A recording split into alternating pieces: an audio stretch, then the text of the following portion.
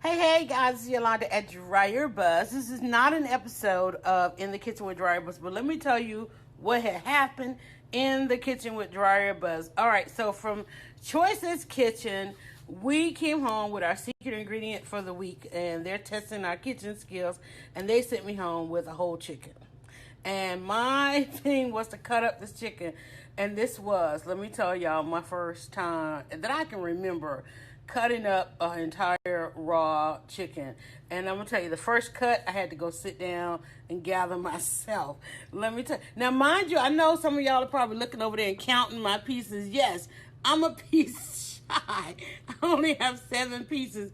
As you can see, I have a leg and a thigh right here, but then I have a leg quarter here. So I'm going to also tell you what is it marinating in. Yes, that is mustard, but let me tell you, read the back of your mustard. Read the ingredients. It's just water, okay?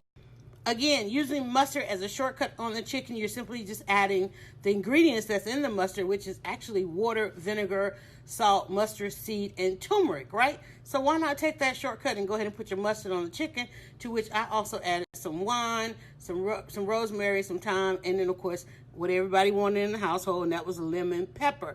Shout out again to Angela Stalkup. She went to our Amazon wish list for In the Kitchen with DryerBuzz and blessed us with the buffet handle casserole dishes.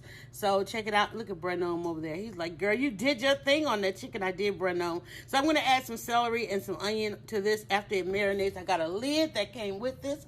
I'm going to put the lid on there and let that marinate for a little bit while I prep my vegetables. And this is going in the oven for a Sunday dinner. Not a true episode, but we're still in the kitchen with DryerBuzz.